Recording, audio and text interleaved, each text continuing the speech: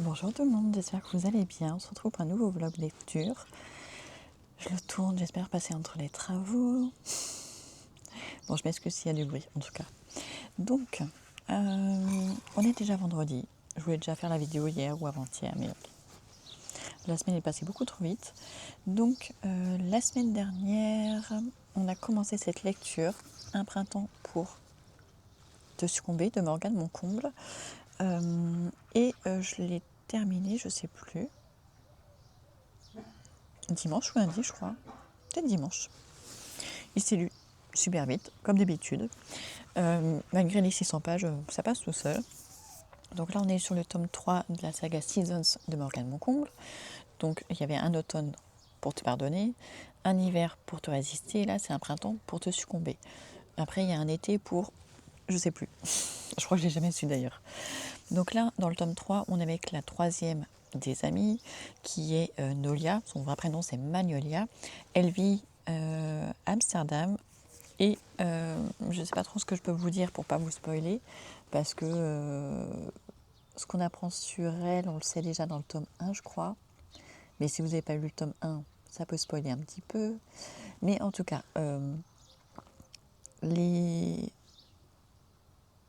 on va dire les 2 dernières années, même les 5 dernières années de Nolia n'ont pas été des plus simples, ce qui l'a conduit à aller s'exiler aux Pays-Bas, à Amsterdam.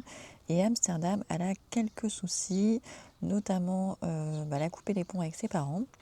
Et là, elle essaye de renouer parce qu'elle a besoin d'eux. Et ça ne se passe pas totalement comme prévu.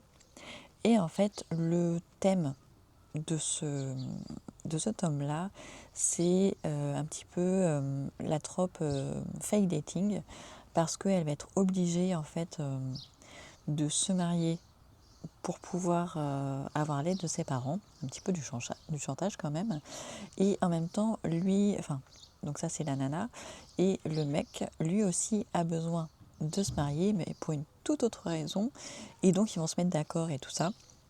Mais bien sûr, c'est une romance. Ils vont finir par tomber vraiment amoureux. Mais je vous laisse le découvrir dans ce tome. C'est de la romance psychologique, mais il y a quand même pas mal de scènes de sexe. Ça n'arrive pas tout de suite. Hein. Franchement, ça arrive, faut attendre au moins la moitié du roman. Donc ça va. Pas comme dans le premier tome. Dans le premier tome, c'était déjà très présent et dès le début, ça m'avait vachement dérangé. Dans le deuxième tome, c'était plus léger. Et là, je trouve que c'est à peu près équivalent à ce qu'on a dans le deuxième tome. Donc je trouve pas ça très dérangeant, c'est pas malsain, donc ça va. L'histoire, au début, les personnages me paraissaient vraiment très creux. C'était pas hyper intéressant. Après, il y a un moment, vers la fin du livre, où j'ai trouvé que c'était une belle histoire parce que en fait, c'est raconté par l'homme. En fait, Nolia n'a pas connaissance de certaines informations que lui, il a, et il nous les révèle ouais, on va dire vers les 3 quarts du livre, et j'ai trouvé que c'était une belle histoire à ce moment-là. Mais voilà, c'est pas mon préféré. Je crois que mon préféré, ça reste le tome 2, le tome 1, le moins bien, je trouve. Et donc voilà, dans les remerciements, l'autrice se dit que c'était le plus compliqué à écrire. Je peux le comprendre.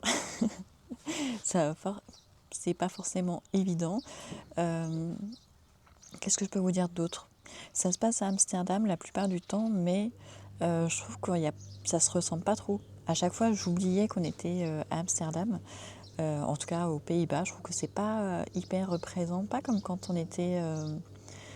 dans le premier tome, on était en Irlande ou en Écosse, je sais plus, mais en tout cas, ça se ressentait vachement. Dans le deuxième tome, on était au Canada, ça se ressentait vachement aussi. Là, j'oubliais rapidement qu'on était à Amsterdam. Après, il y a quand même quelques scènes qui se passent à Paris. Après, on est encore en France, dans le sud de la France. Donc, peut-être que c'est pour ça, mais voilà, je trouve que elle a mal exploité le côté description des lieux et tout ça, enfin de l'environnement. Donc, c'est le seul petit bémol que j'ai.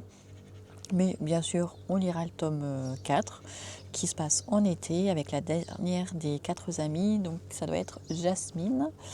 Et donc voilà ce que je pouvais dire. J'ai bien aimé, ça coule tout seul.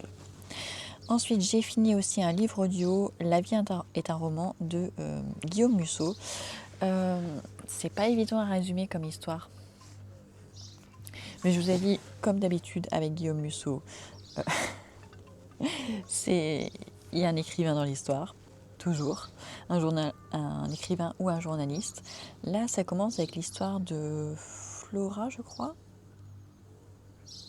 Je suis plus sûre. Si, je crois que c'est Flora, qui est une romancière qui vit aux États-Unis. Elle vit toute seule avec sa petite fille de 3 ou 6 ans qui s'appelle Carrie.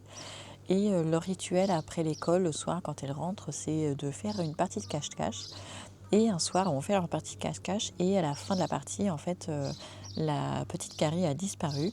Sauf que elle est introuvable dans l'appartement, mais l'appartement est fermé. Donc elle n'a pas pu s'enfuir. Elle ne retrouve qu'un seul chausson. Et l'enquête piétine parce que ils peuvent pas. Ah, j'ai plus de batterie, presque. Il ne voit pas où est-ce qu'elle a pu se sauver, enfin où est-ce qu'elle a pu disparaître, parce qu'en plus l'appartement vient d'être juste rénové et il n'y a pas de cachette. Donc voilà, on parle là-dessus et après on découvre un autre personnage qui est un écrivain qui vit en France, qui a un petit garçon qui s'appelle Théo. Il est en bataille judiciaire avec sa femme parce que sa femme est complètement dérangée psychologiquement, elle l'accuse de plein de choses qui sont fausses et bien sûr elle veut la garde de leur fils et elle veut l'emmener aux États-Unis et du coup ça le perturbe parce que son fils c'est toute sa vie et du coup il va un lien entre les deux histoires de Flora d'un côté aux États-Unis et de je ne sais plus comment il s'appelle l'écrivain en France. Il y a un lien, il y a beaucoup de rebondissements, c'était assez intéressant, mais j'ai trouvé que c'était pas hyper original non plus. J'ai l'impression d'avoir déjà lu ce type d'histoire, notamment avec Franck Tillier récemment. Donc voilà, c'était sympa, ça s'écoutait facilement, mais c'était pas hyper original. Ensuite, sinon, je vous ai dit que j'avais plusieurs lectures communes sur le mois de juin. Ah, avant. Je suis toujours dans le même livre en numérique, toujours Les Hommes de Juillet. J'ai toujours pas beaucoup avancé. Hein. J'ai lu pourtant, mais ça avance pas aussi que je voudrais. Dans Les Hommes de Juillet, j'en suis à 27%. Bon, c'est déjà un tiers, c'est déjà bien. Mais j'ai fait l'erreur d'aller sur NetGalley voir ce qu'il y avait en nouveauté. Et j'ai demandé 2 nouveaux titres. Les 2 ont été acceptés. Donc ça m'en rajoute 2, mais je les lirai peut-être en juillet. C'est pas pressé. Et sinon, dans les lectures communes de juin, du coup, j'ai ces 2 livres-là, Ange et démon et Le crime parfait. Donc j'ai commencé par Ange et démon. J'en suis à 144 pages, donc j'ai vu jusqu'au premier signé. Normalement, j'aurais dû le lire dans la première semaine, mais j'ai pas pu. J'ai voulu lire d'abord Un printemps pour te succomber parce que je le lisais en lecture commune avec Alicia. Alicia lit un seul livre à la fois, donc je voulais me caler sur elle pour le lire en même temps qu'elle. Et du coup, j'avais lu un petit peu celui-ci avant, ou après, je sais plus. Je sais plus si je les ai commencés en même temps. Je crois que je l'avais commencé un petit peu avant. Et du coup, avant-hier, je me suis arrêtée donc, au premier signet. Je verrai si d'ici la fin de la semaine, je le reprends un petit peu. Sinon, je lirai la deuxième partie la semaine prochaine. Donc là, pour vous parler un petit peu de l'histoire quand même, ça se passe en Suisse, au CERN. Je ne sais pas si on dit le CERN ou le CERN, mais en tout cas, c'est un immense complexe dédié à la science, notamment la physique nucléaire. Et en fait, au CERN, un physicien est retrouvé mort assassiné avec une inscription bizarre dessinée sur son torse. Et ce physicien n'est pas n'importe quel physicien parce qu'avant d'être physicien, il était prêtre. Et en fait, le patron du CERN va appeler Robert Langdon parce que l'inscription qui est sur le torse de l'homme fait penser à des choses un petit peu mystiques, ésotériques. Et donc il va appeler Robert Langdon, qui est censé être un spécialiste des symboles religieux et tout ça. Et donc il part en Suisse, il ne sait pas pourquoi il y va, mais il y va. Et du coup, voilà, bon, pour l'instant il se passe franchement pas grand-chose. Hein. Donc 140 pages, c'est pas passé grand-chose, on pose juste l'histoire. Ça va assez lentement, mais bon, ça va. Et ensuite, j'ai commencé avant-hier Le Crime du paradis de Guillaume Musso. C'est son dernier roman paru chez Calman Levy. Avant, il était chez XO. J'ai lu jusqu'à la page 100 exactement et normalement le signet était à la page 115. Donc j'aurais dû lire, il manque 15 pages pour arriver au signet. Je le lirai dans la soirée, c'est pas grave. Donc là, c'est une toute autre histoire et je vais pas vous parler de certains éléments parce que j'attends d'être à la fin pour être sûre. Mais sinon, dans l'histoire en elle-même, on est en 1928 sur la Côte d'Azur. On est avec un homme qui s'appelle... je ne sais plus comment il s'appelle d'ailleurs.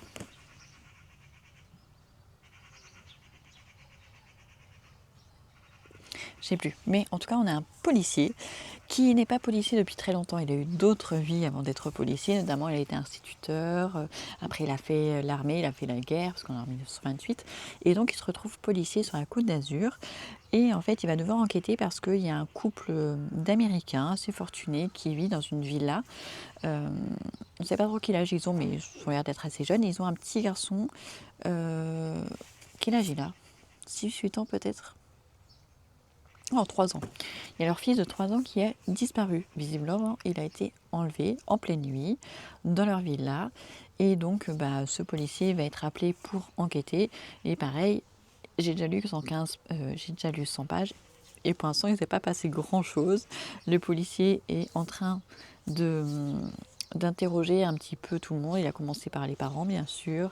Ensuite, les gardiens. Là, ils en sont à la cuisinière.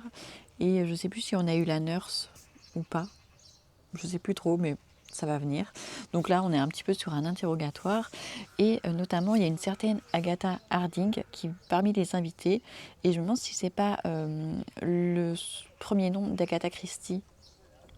Ou alors un nom déguisé, mais je pense que c'est Agatha Christie dont on parle, qui est invitée, et du coup elle l'est interrogée aussi.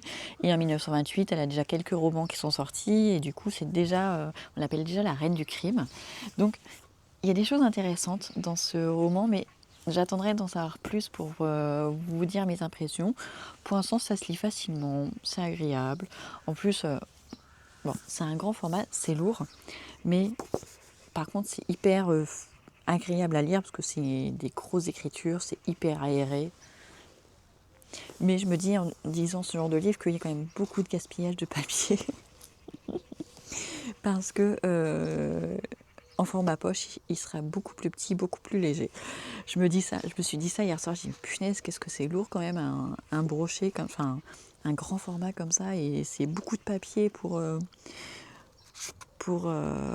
une histoire, alors que je suis sûre qu'en poche, il sera plus petit que ça et c'est beaucoup plus léger. J'ai cette petite réflexion qui m'a été faite, que je me suis faite moi-même, parce que c'est vrai que j'achète peu en neuf et dès sa sortie.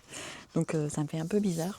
Mais voilà. Donc voilà pour mes lectures de cette semaine et de un petit peu la semaine dernière aussi. Enfin en tout cas depuis le dernier vlog. Du coup ce soir je vais lire un petit peu celui-ci pour continuer à arriver au moins au premier signet. Et pendant le week-end, du coup, je pense que je vais me lire un autre livre différent. Je ne sais pas encore lequel, j'irai piocher dans ma bibliothèque. Mais ça sera sûrement un livre court. Je vais essayer ce mois-ci, entre mes lectures communes, de caser des livres assez courts. Ça me fera diminuer ma pile à lire. Et ça me permettra d'avoir un petit peu de changement aussi. Voilà, n'hésitez pas à me dire ce que vous lisez vous en ce moment. Donnez-moi des idées encore et encore. Et on se retrouve dans quelques jours pour un nouveau vlog lecture. Ciao, ciao!